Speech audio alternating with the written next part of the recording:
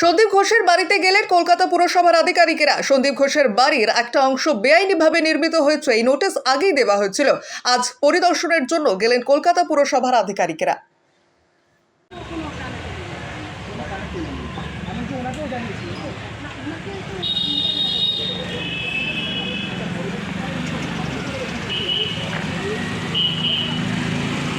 বাড়িতে এসে